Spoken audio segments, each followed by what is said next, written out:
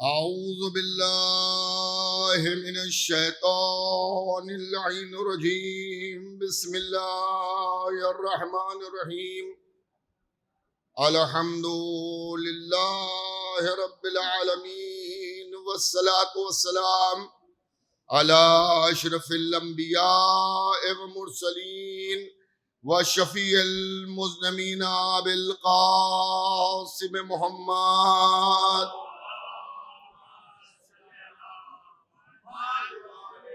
وآل بيته الطيبين الطاهرين المعصومين المظلومين من يومنا هذا إلى قيام يوم الدين أما بعد فقد قال الله سبحانه تبارك وتعالى وقول الحق الله ولي الذين آمنوا يخرجهم من الظلمات إلى النور والذين كفروا أولياءهم الطاغوت يخرجونهم من النور إلى الظلمات أولئك أصحاب النار هم فيها خالدون.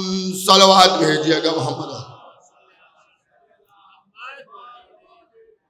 حضرات، پہلے تو میں آپ کی خدمت میں عرض کروں گا کہ میں اپنی طرف سے اور آپ سب کی طرف سے دنیا میں جہاں بھی محبان حسین آباد ہیں ان سب کی طرف سے امام ولی عصر علیہ السلام کی بارگاہ میں پرسہ پیش کرتا ہوں، تعزیت پیش کرتا ہوں. اور میں اپنی طرف سے تمام محبان امام حسین کی خدمت میں تعزیت پیش کرتا ہوں. میں نے اس اشرے کا عنوان رکھا ہے نور اور ظلمت، اور میں نے آیت الکرسی کے ایک حصے کو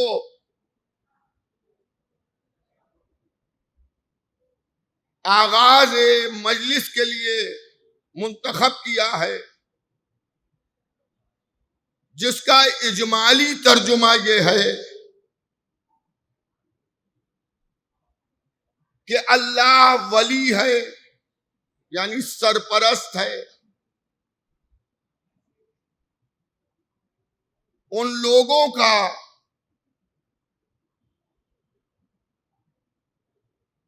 کہ جو ایمان رکھتے ہیں، صاحبان ایمان ہیں، اور انہیں ظلمت سے نکال کر نور کی طرف لاتا ہے. اور وہ لوگ کہ جنہیں نے کفر اختیار کیا ہے،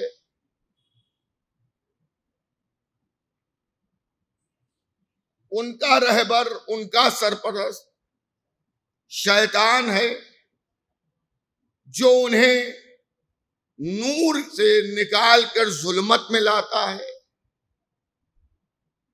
اور اصل میں یہی جہنمی ہے اور ہمیشہ وہاں رہنے والے ہیں. امام حسین نے کربلا کے میدان میں نور اور ظلمت کو پہچنوا دیا. 72 نور تھے، 3 لاکھ سے زیادہ ظلمت والے تھے.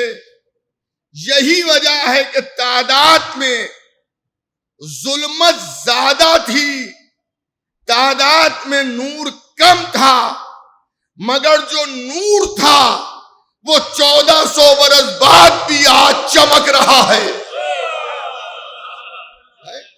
وہ آج بھی چمک رہا ہے. اور ظلمت کل بھی تاریکی میں تھی، آج بھی تاریکی میں ہے، اور آنے والے زمانے میں بھی تاریکی میں رہے گی.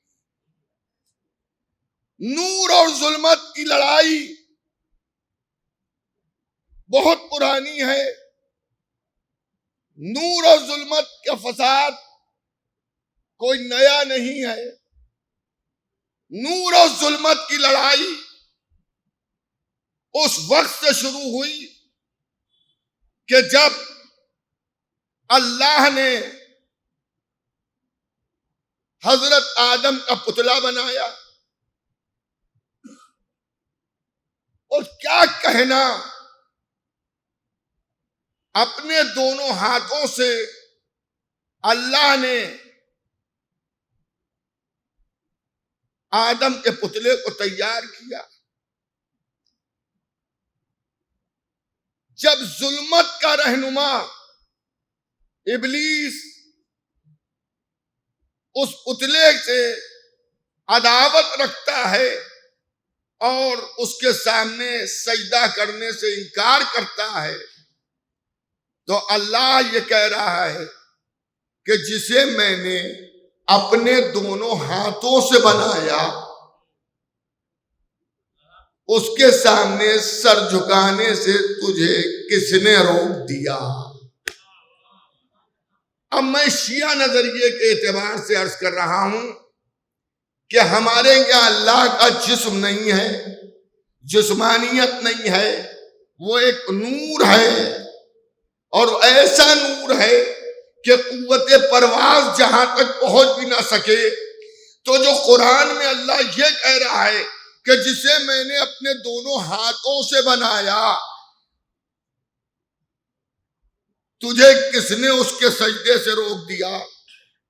تو یہ اللہ کے تو ہاتھ ہے نہیں، تو یہ کس کے ہاتھوں کی طرف اللہ اشارہ کر رہا ہے؟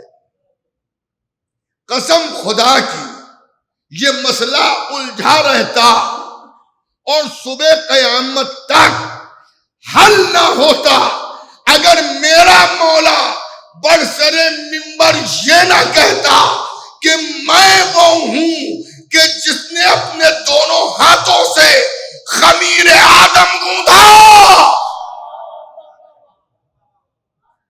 تو اب ایک جملہ کہہ لینے دیجئے کہ جس خمیر میں گدھنے میں علی کے ہاتھ لگ جائیں وہ لائق سجدہ بن جائے. تو اگر ہم در اہل بیت پر تعظیماً جھک جائیں تو یہ حرام کہاں سے ہو جائے گا؟ ایک اور صلوات بھیجیے گا محمد و آل محمد. اس سے بہتر صلوات بھیجیے محمد و آل محمد.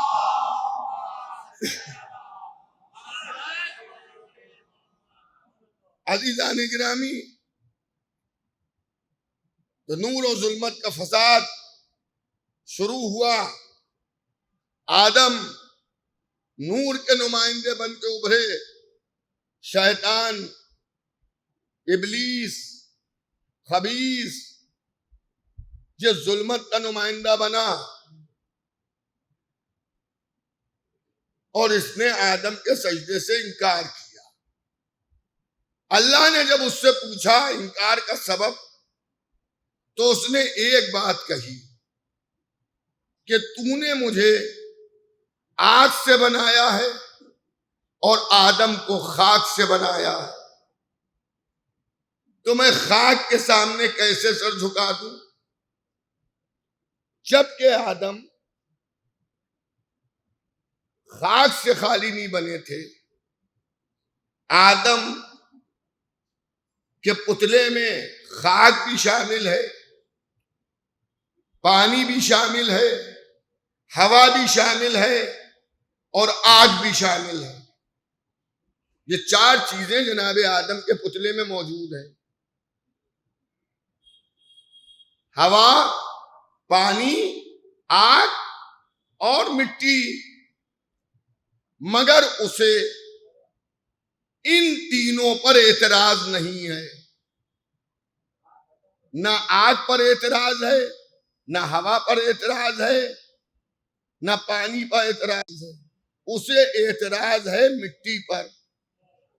توجہ کیجئے گا، جبکہ ان چاروں میں سب سے زیادہ امین مٹی ہے، اس لیے کہ ایک گیہوں کا دانہ آگ کے حوالے کر دیجئے وہ جلا کے راکھ کر دے گی، ہوا کے حوالے کر دیجئے وہ اڑا کے لے جائے گی، پانی کے حوالے کر دیجئے وہ بہا کے لے جائے گا، لیکن اگر وہی ایک دانہ مٹی کے حوالے کر دیجئے تو ایک دبائیے گا 70 دانے مل جائیں گے۔ یہ امین ہے مٹی، مگر اسے تراب پر اعتراض ہے کہ انہیں تراب سے بنایا ہے، اس لیے سجدہ نہیں کریں گے۔ تو چلیے حضرت آدم کے زمانے کی بات ہے، مگر ہماری سمجھ میں یہ آ گیا کہ ابلیس کو اعتراض ہے تراب پر اعتراض ہے۔ اب نبی نے علی کو کیا کہا؟ ابو تراب، مٹی کا باپ۔ علی کون ہے؟ مٹی کے باپ، ابو تراب۔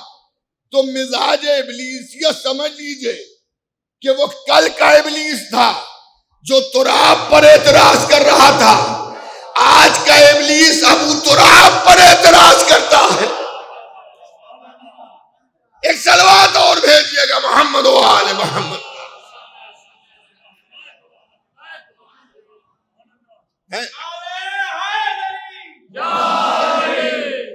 آج کا ابلیس ابو تراب اس کی سمجھ میں نہیں آتے، حضرت علی علیہ السلام سمجھ میں نہیں آتے۔ ان کا ولی ہونا، ان کا سب کا ولی ہونا اور بلا فضل ہونا یہ لوگوں کی سمجھ میں نہیں آتا۔ اچھا، دبے پاؤں کچھ تحریکیں دوسرے چلاتے ہیں لیکن اس میں اپنے بھی پھنسنے لگتے ہیں، آپ سمجھ رہے ہیں نا؟ اب جو اپنے پھنستے ہیں ان کی سمجھ میں ذکر فضائل نہیں آتے، ان کی سمجھ میں خیبر و خندق نہیں آتا ہے، ان کی سمجھ میں مجلسوں کے نعرے نہیں آتے، ان کی سمجھ میں جو ہے مجلسوں کی واہ نہیں آتی ہے، ان کی سمجھ میں اہل بیت کا ذکر کیجئے تو وہ یہ کہتے ہیں کہ صاحب کچھ ایسا پڑھیے کہ دوسرے بھی سنیں۔ تو میں نے تو ایک صاحب سے کہہ دیا کہ لکھ کے آپ دے دیجئے، پڑھے ہم دے رہے ہیں، لیکن یہ سمجھ لیجئے کہ اگر اسلام کے نام پر کوئی بھی نشست کیجئے گا تو وہ بغیر علی کے مکمل نہیں ہوگی، اس لیے کہ ہر قدم پر علی ملیں گے، آغوش پیغمبر میں علی ملیں گے، بستر پیغمبر پر علی ملیں گے، مور نبوت پر علی ملیں گے۔ علی کو کہاں کہاں چھوڑیے گا، دعوت ذوالِ شیرہ میں علی ہے، مکے کی زندگی میں علی، ہجرت کے بستر پر علی، مدینے میں مسجد کی تعمیر میں علی، بڑی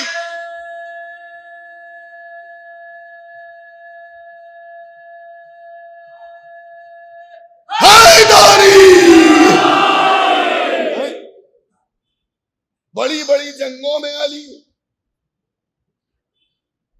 ہر جگہ آپ کو حضرت علی ملے۔ تو بغیر علی کے تو نہ دین مکمل ہے نہ اسلام مکمل ہے۔ ارے جنہی نے دشمنی بھی کی وہ بھی اس کی دعا مانگتے رہے کہ مشکل آنے سے پہلے مشکل کشا موجود ہو، علی موجود ہو۔ تو ذکر ولایت اہل بیت اور ذکر مولا علی، لیکن دیکھیں شیطان کا کام ہے انسان کو بہکانا، اور جب چور چوری کرنے آتا ہے تو سب سے قیمتی چیز پر ہاتھ مارتا ہے، تو سب سے قیمتی ہے ولایت اہل بیت۔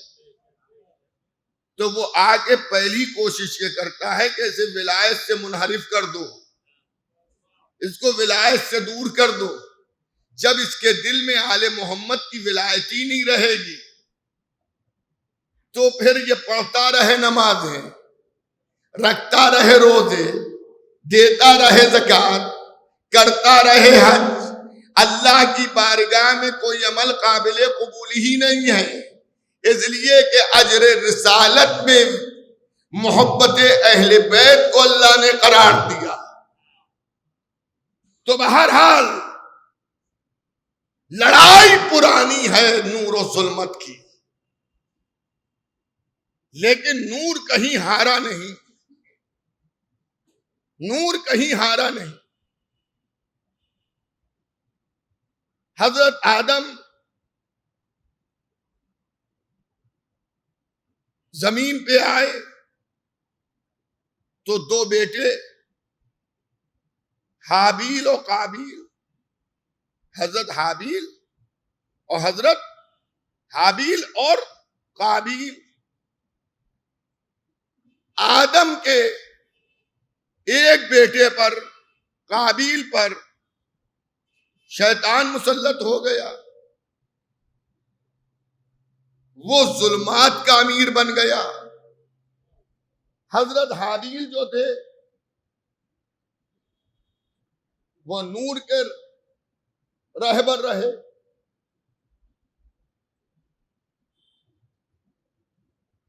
ظلمت کو نور سے حسد پیدا ہوئی،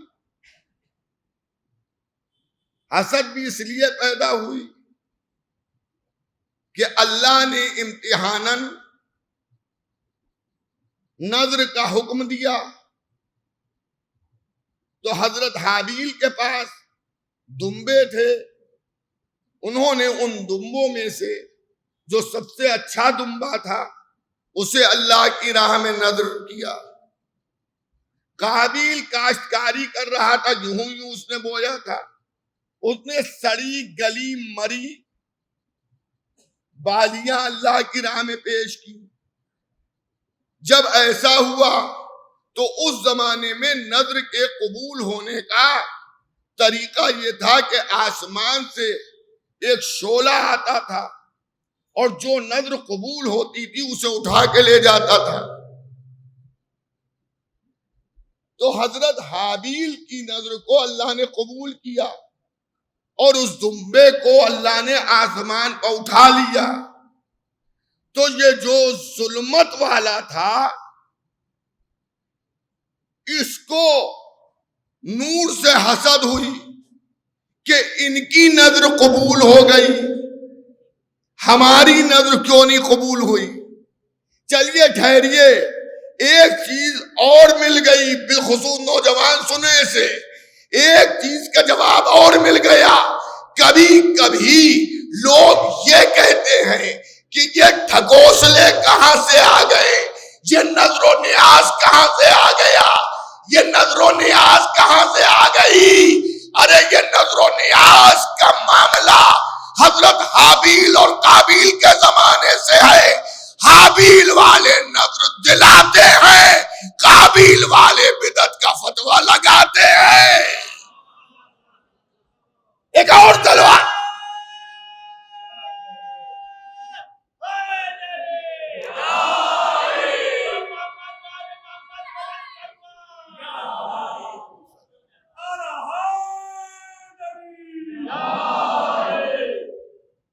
تو نظر منت یہ پرانی تاریخ ہے۔ اچھا، اب ظلمت کا جو نمائندہ تھا اس نے یہ فکر کی کہ نور کے نمائندے کو قتل کر دے، جبکہ دونوں سگے بھائی تھے، دونوں سگے بھائی تھے۔ اب ایک جملہ میں بہت چپکے سے آپ سے عرض کرنا چاہتا ہوں، ہمارے بزرگوں نے لفظ بھائی کا استعمال یوں ہی نہیں کیا ہے، اب زیادہ وضاحت کی ضرورت نہیں ہے۔ اکثر آپ سنتے ہوں گے بڑے بھائی ہمارے بھائی ہیں، آپ سمجھ گئے نا؟ تو تاریخ نے بھائیوں میں کے کردار میں بھی کم از کم دو بھائی تو ایسے بھائی دکھائے گئے کہ جس نے بھائی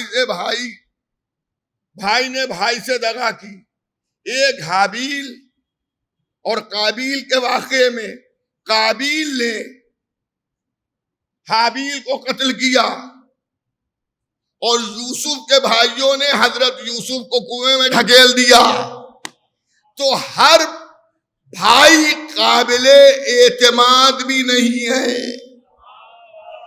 ہر بھائی قابل اعتماد بھی نہیں ہے. تو حابیل کو قابیل نے قتل کیا. کیسے قتل کیا؟ حضرت حابیل سو رہے تھے. یہ ایک بڑا سا پتھر لے کے آیا اور اس نے سر کے اوپر اس پتھر کو مار دیا. سر چکنا چور ہو گیا. حضرت حابیل شہید ہو گئے. حضرت آدم اس وقت وہاں پر نہیں موجود تھے. اس کے لیے یہ ملتا ہے کہ حضرت آدم طواف کعبہ کے لیے تشریف لے گئے تھے. اب یہ لفظ ہمارے نوجوانوں کو ذرا سا عجیب سے لگا ہوگا کہ کعبے کی تعمیر تو حضرت اسماعیل اور ابراہیم نے کی ہے، لیکن مولانا پڑھ رہے ہیں کہ طواف کعبہ کے لیے گئے تھے.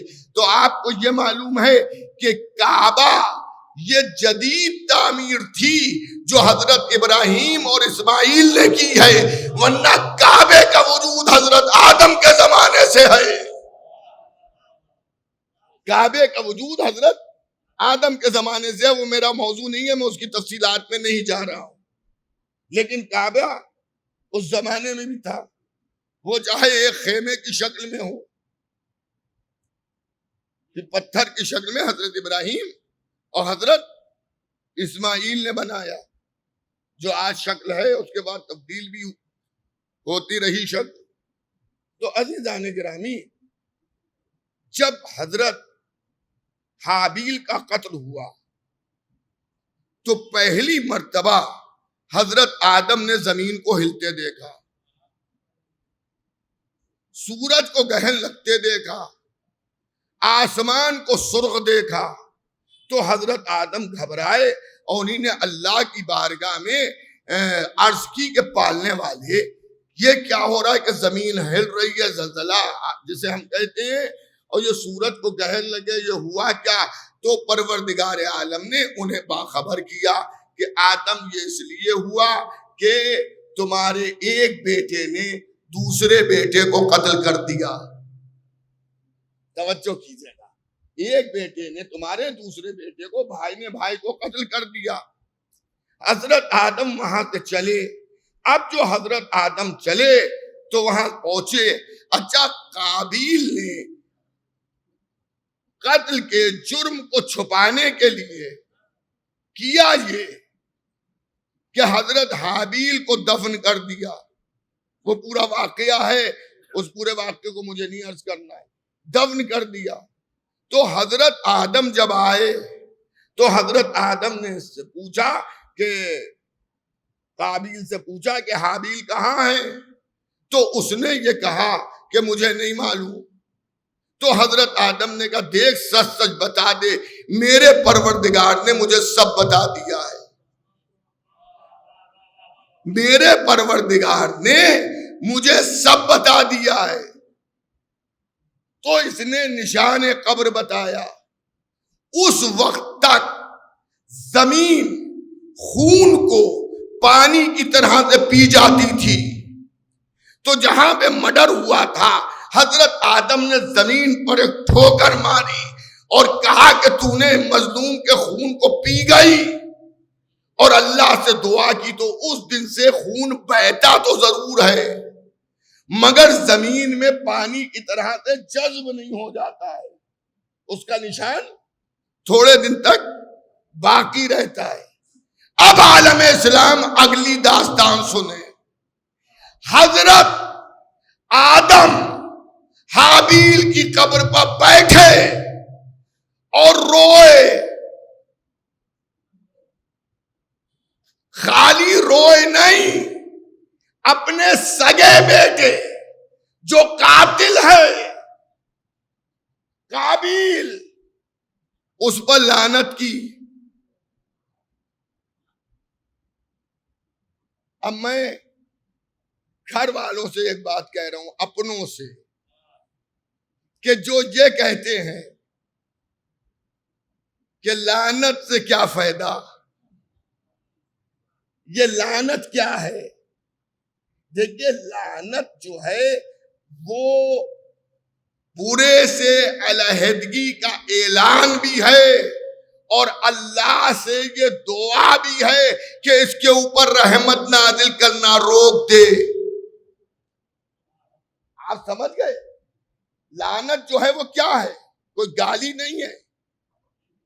لعنت یہ ہے کہ جس طرح کا صلوات ہے کہ پروردگار رحمت نازل کر محمد و آل محمد پر، لعنت جس پر بھیج رہے ہیں اس کے لیے اللہ سے یہ کہہ رہے ہیں کہ پروردگار اس کے اوپر سے اپنی رحمتوں کو روک دے، اس پہ سے اپنی رحمتوں کو روک دے۔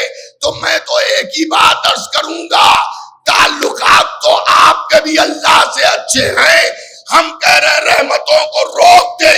آپ کا یہ رحمتیں نازل کرتا جا، لیکن آپ کو بھی یہ معلوم ہے کہ آپ کی نہیں سنے گا، ہماری سن لے گا۔ ایک اور صلوات بھیجیے محمد و آل محمد، اس سے بہتر صلوات بھیجیے محمد و آل۔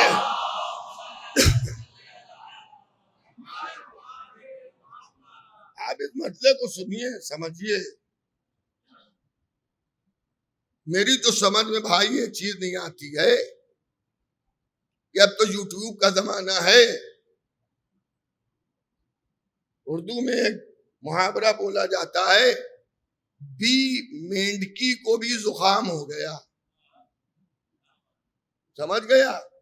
تو آپ کو ایسی تقریریں اور ایسی گفتگو اور ایسی رائے مشورے بھی سامنے آئیں گے کہ جو اپنے کو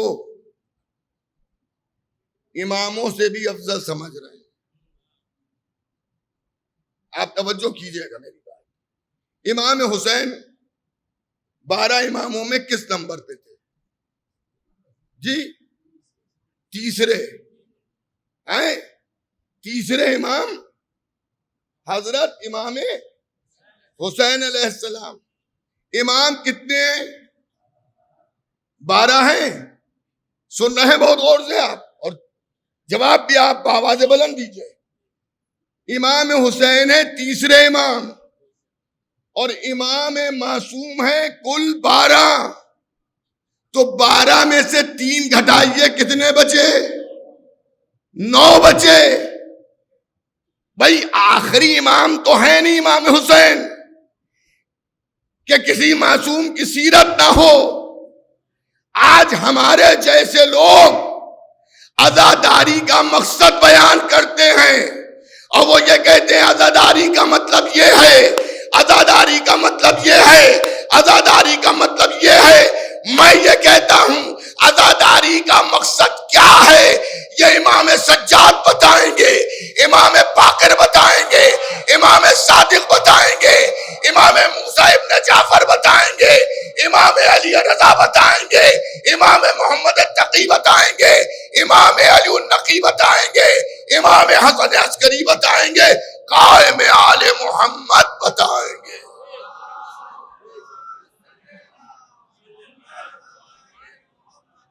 شہزادی زینب بتائیں گی، بی بی ام کلثوم بتائیں گی، محمد حنفیہ بتائیں گے، ام البنین مادر عباس ابن علی بتائیں گے، بتائیں گی، ام البنین مادر عباس ابن علی، ام المومنین ام سلمہ بتائیں گی۔ یہ لوگ بتائیں گے کہ مقصد کربلا کیا تھا، عاشورے کا مقصد کیا تھا۔ یہ کس نے ہمیں آپ کو اجازت دے دی کہ ہم عاشورے کا مقصد بیان کریں؟ یہ کس نے اجازت دے دی؟ جب اماموں کی بارگاہ میں مومنین ایام عزائے حسینیہ میں آئے ہیں تو اماموں نے ان سے کیا کہا؟ بہت نازک منزل ہے، اماموں نے ان سے کیا کہا؟ ہم نے تو یہ دیکھا کہ اماموں کی بزم میں مجلس ہوئی، نواخوانی ہوئی، مرثیہ خوانی ہوئی، آہو بکا ہوا، تبرک بٹا، تو جو کل اماموں کے زمانے میں ہوا تھا جب آج ہم کر رہے ہیں تو ایک طبقہ کہہ رہا ہے یہ مقصد نہیں تھا، یہ مقصد نہیں تھا، یہ مقصد نہیں تھا۔ کہیں ایسا تو نہیں ہے کہ آپ حسینیت کے نام پر یزیدیت کو پھیلا رہے ہو؟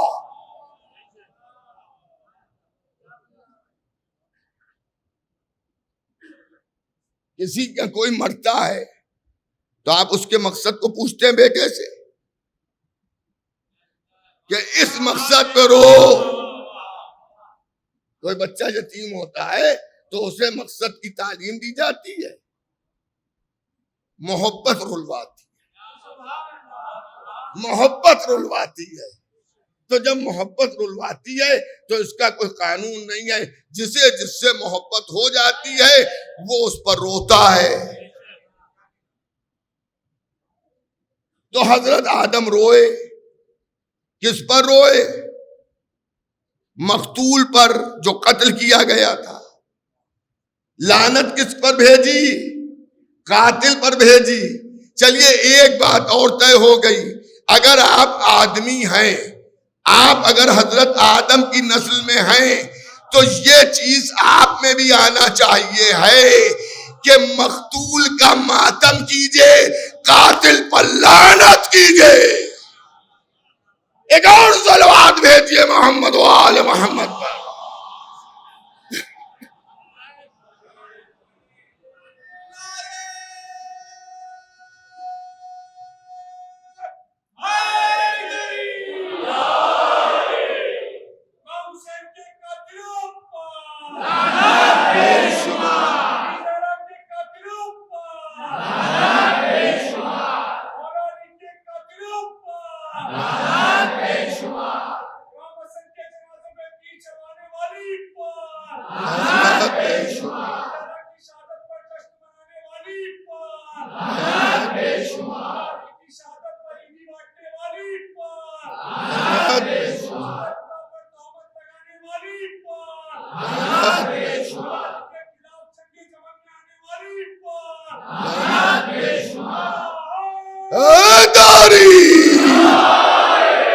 تو عزیزان گرامی، برادران ایمانی، محبان اہل بیت پیغمبر، عزاداران امام مظلوم کربلا، مقصد کربلا کیا ہے، اور مجلس کا مقصد کیا ہے، اور ذاکر کو کیا پڑھنا چاہیے ہے، اور سبیل کا مقصد کیا ہے، تبرک کا مقصد کیا ہے؟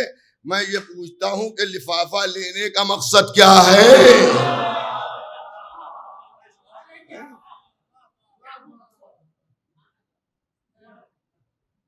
محرم میں تو ترک لذات کر دینا چاہیے ہے۔ یہ اچھے اچھے کھانے کا مقصد کیا ہے؟ سمجھ گیا؟ عزاداری میں جو کچھ ہے وہ سب صحیح ہو رہا ہے۔ دیکھیے میں ایک بات عرض کروں، 100%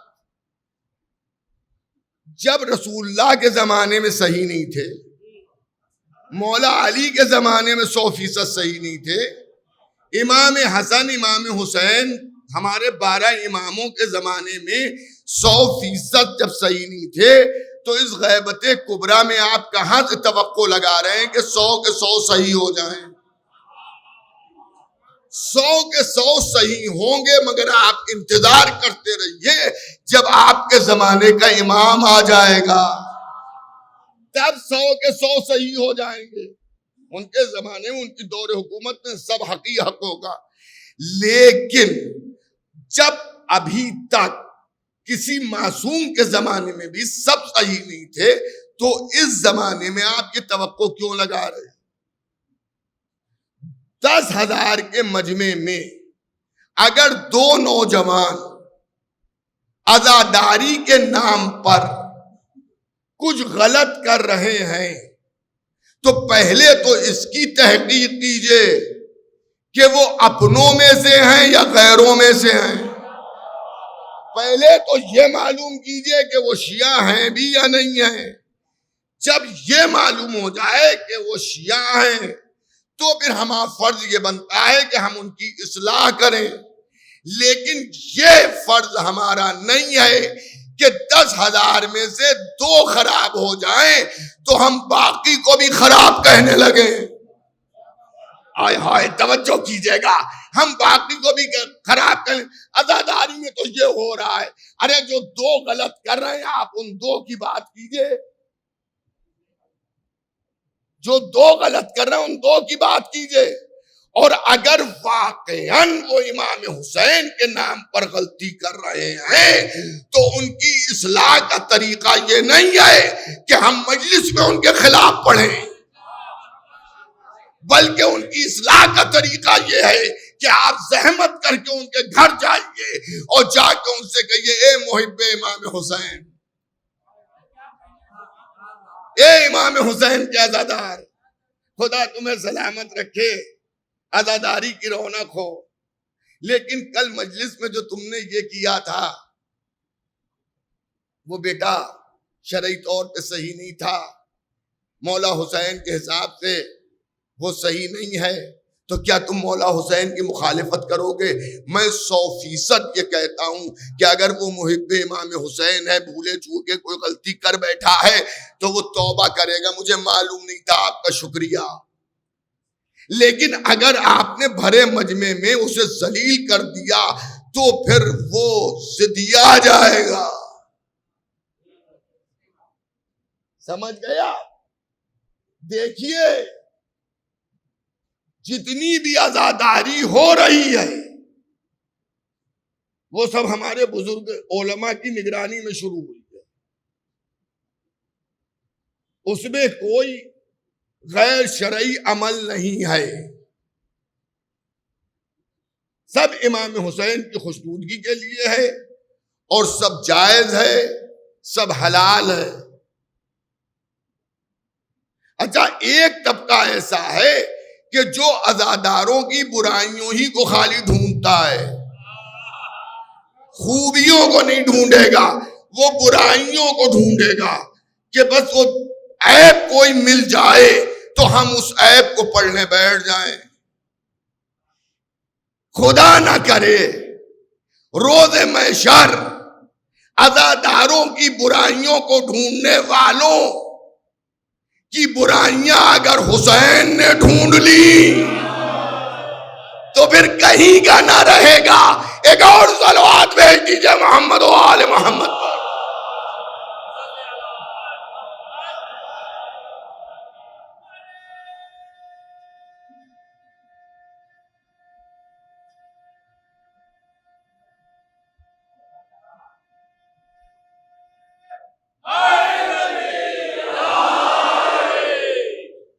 اگر مولا نے برائیوں کو ڈھونڈ لیا, اماموں کے زمانے میں بھی لوگ برے تھے, برائیوں سے زمانہ خالی نہیں ہوا تھا.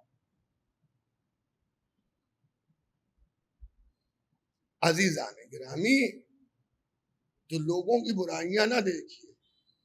اگر کوئی برائی نظر آئے تو اس کی ایسی اصلاح کیجئے کہ وہ صحیح راستے پر آ جائے. تبلیغ کی لاٹھی لے کر کسی کے سر پہ نہ کھڑے ہوئیے.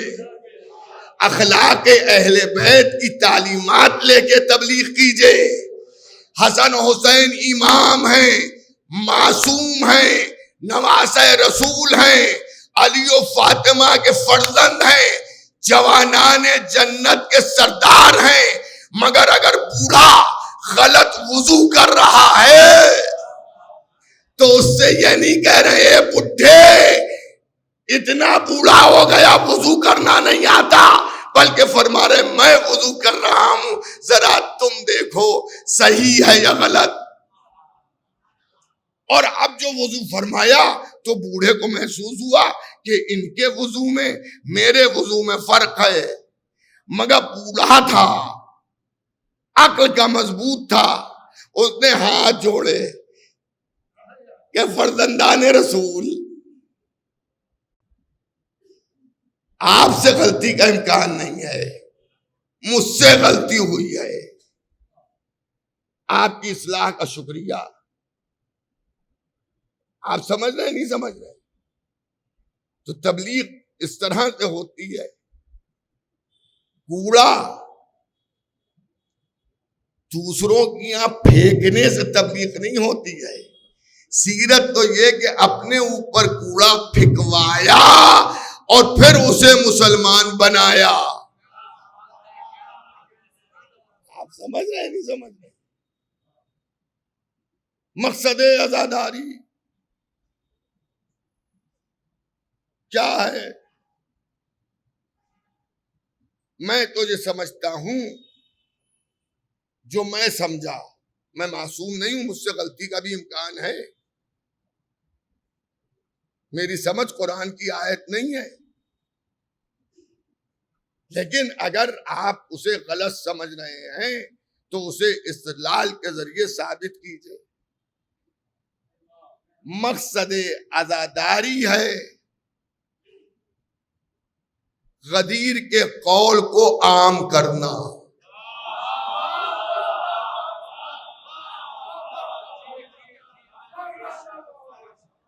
آپ سمجھے؟ مقصد عزاداری ہے ولایت آل محمد لوگوں تک پہنچانا۔ مقصد عزاداری ہے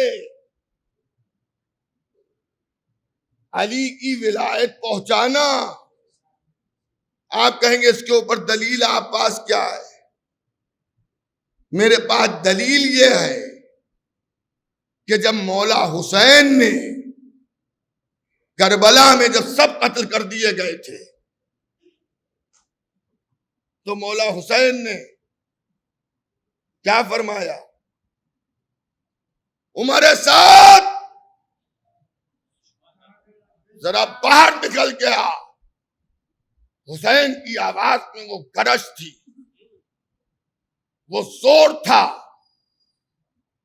کہ وہ صفوں کو چیرتا ہوا باہر آ گیا، اور آنے کے بعد کہتا فرمائیے، حسین ابن علی نے کہا ابھی شور بہت ہے، اس شور غل کو رکوا۔ اس نے اشارہ کیا، سپاہی خاموش ہو گئے۔ فرمائیے کہ ابھی بھی آوازیں بہت ہیں، جانوروں کے پیر پٹکنے کی آوازیں، گھوڑوں کی یا اونٹوں کی بولنے کی آوازیں، اسے بھی بند کرا دے۔ اس نے کہا یہ میرے اختیار میں نہیں ہے،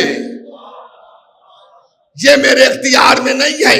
جب اس نے عاجزی کا اعلان کر دیا تو امام نے فرمایا جو تیرے اختیار میں نہیں ہے وہ میرے اختیار میں ہے۔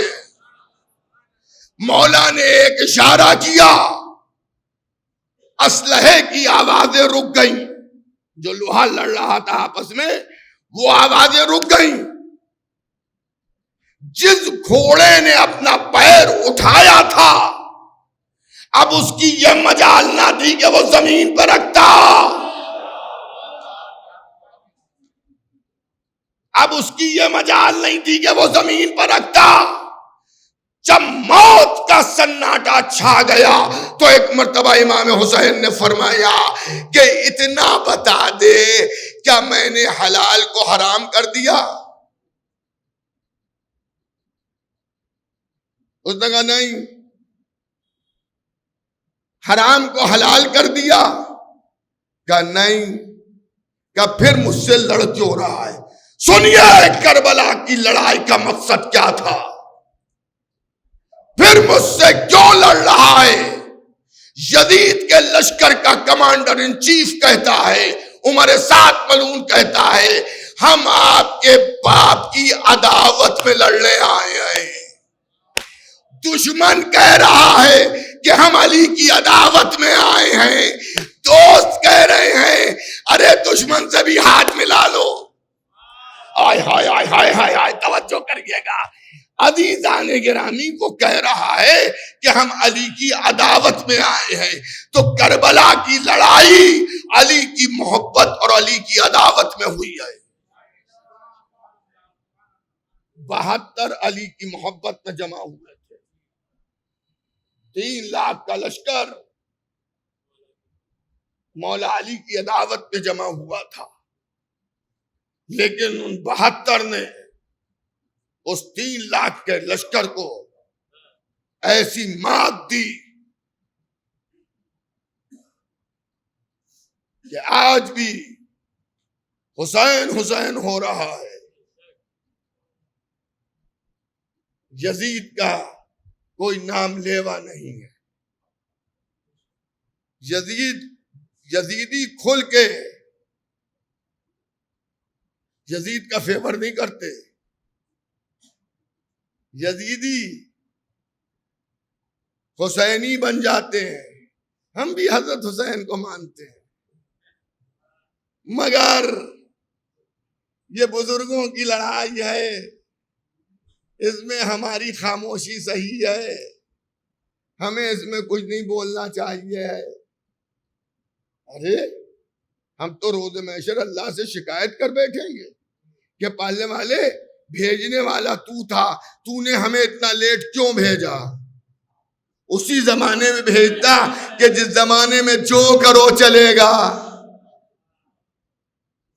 بس عزیزان کرام، آج یہ پہلی مجلس ہے اور انشاءاللہ زینبیہ امام بارگاہ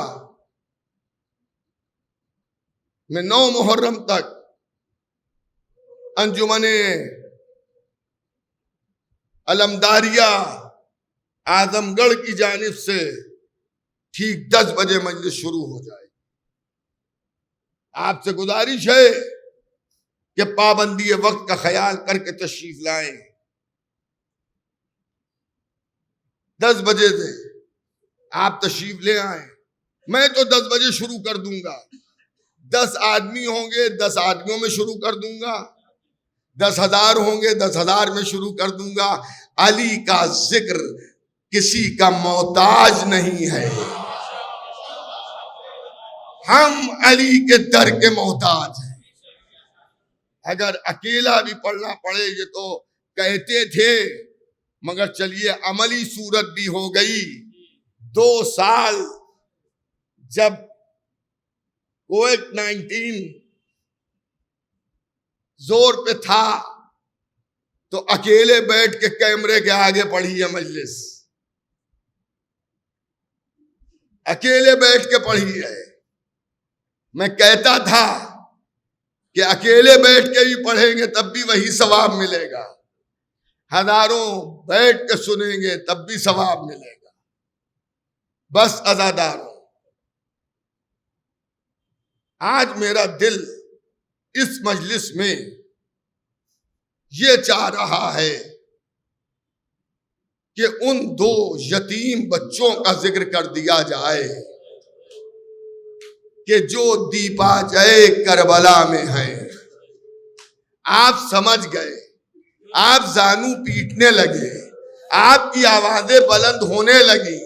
مال مجلس یہی بکا بر حسین ہے، مال مجلس یہی بکا بر حسین ہے.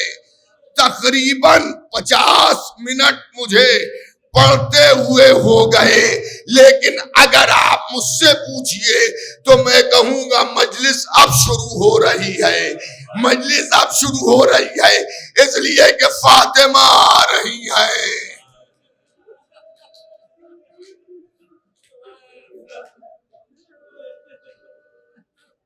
جزاک اللہ جزاک اللہ. شہزادی آ رہی ہیں، زہرا آ رہی ہیں،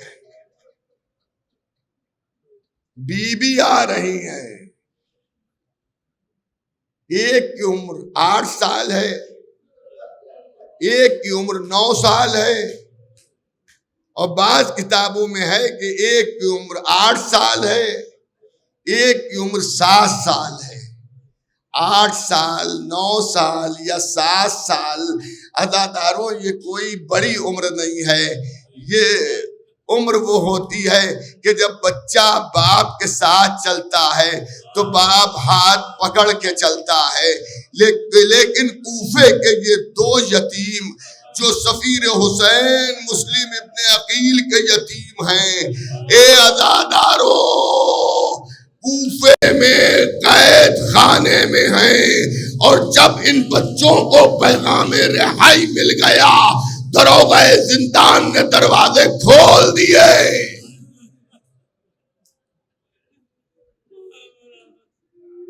اور مدینے جانے والے قافلے کے پیچھے یہ چلے، قافلہ نکل گیا، بچے کوفے میں رہ گئے۔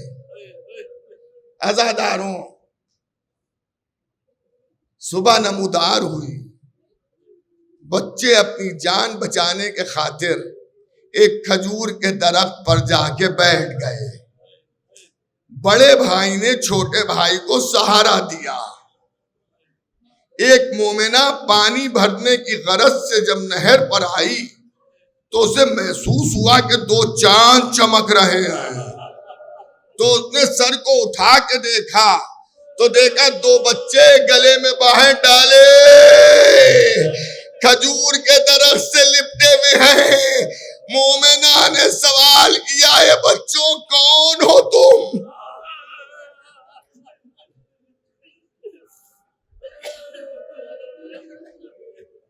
بڑے دنوں کے بعد کسی سے محبت بھرے لفظ سنے تھے تو بچوں نے کہا ہم مسلم ابن عقیل کے بیٹے ہیں۔ مومنہ نے اب جو یہ سنا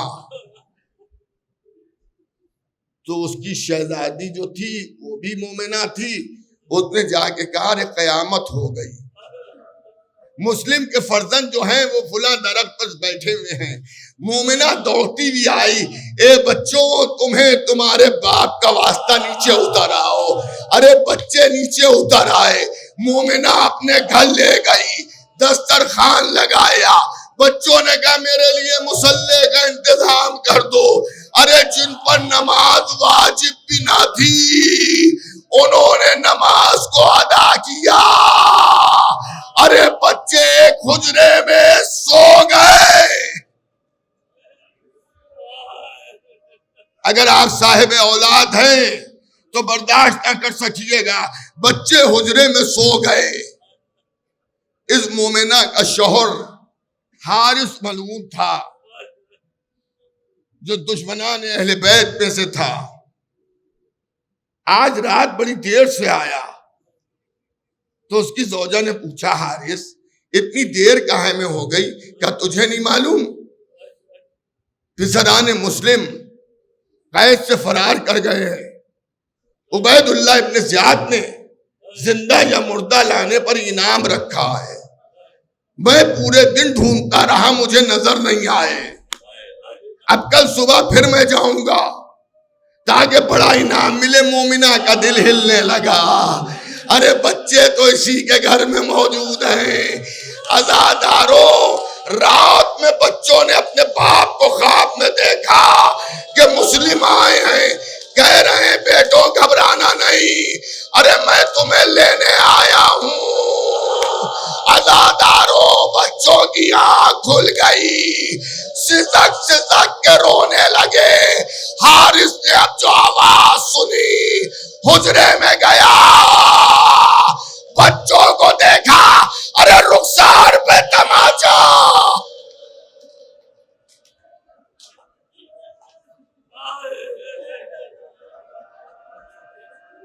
بچے تڑپ کے زمین پر گر گئے۔ دونوں یتیمان مسلم کو جکڑ کے ایک ستون سے باندھ دیا۔ جب سویرا نمودار ہوا، بچوں کو بیمار جانور کی طرح سے کھینچا۔ ارے بچوں نے کہا ہماری خطا کیا ہے؟ حارث کی زوجہ آگے بڑھی، اسے قتل کیا۔ غلام آگے بڑھا، اسے قتل کیا۔ بیٹا آگے بڑھا، ملعون نے اسے بھی قتل کر دیا۔ بچوں کو کھینچتا ہوا لے گیا، نہر کے کنارے کھڑا کیا۔ کوئی خواہش ہے؟ ہاں، ہاتھ کھول دے، 2 رکعت نماز پڑھ لے۔ سلام ہو ان یتیموں پر، ایسی حالت میں بھی نماز کو فراموش نہ کیا، 2 رکعت نماز ادا کی۔ کچھ اور کہنا ہے، کہاں اتنا کہنا ہے کہ ہمیں قتل کرنے کے بعد ہمارے کرتوں کو ہمارے خون میں رنگ لینا اور مدینے ہماری ماں پاس بھیج دینا تاکہ ہماری ماں انتظار نہ کرے۔ لیجے عزاداروں، حارث نے تلوار کو اٹھایا، بڑا بھائی آگے بڑھا تو چھوٹا آگے آ گیا، پہلے مجھے قتل کرو۔ روتے رہو عزاداروں۔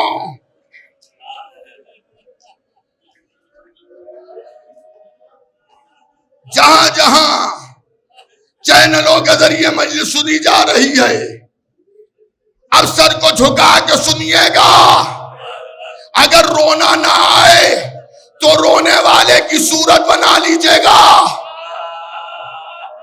عزاداروں، اب قیامت آ گئی۔ بڑے بھائی نے کہا پہلے مجھے قتل کرو، بابا نے چھوٹے بھائی کا ہاتھ میرے ہاتھ میں دیا تھا، ظالم نے تلوار چلائی، محمد کا سر کٹا، ابراہیم نے بھائی کا سر اٹھا لیا۔ ہائے میرے بھیا، ہائے میرے بھیا۔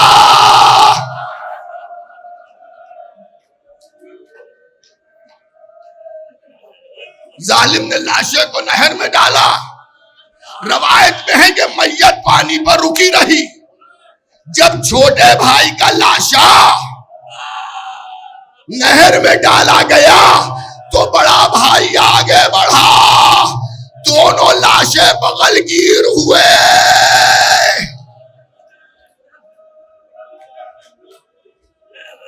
مگر مسلم کی بیوہ بچوں کا انتظار کر رہی ہے۔ کوفے جب لٹا ہوا قافلہ آیا تو بیوہ مسلم در و دیوار پر ڈھونڈ رہی ہے، کہیں میرے بچوں کا سر تو نہیں ٹنگا ہوا ہے۔ ارے قید شام میں گئی، انتظار کر رہی ہے میرا لال کہاں ہے۔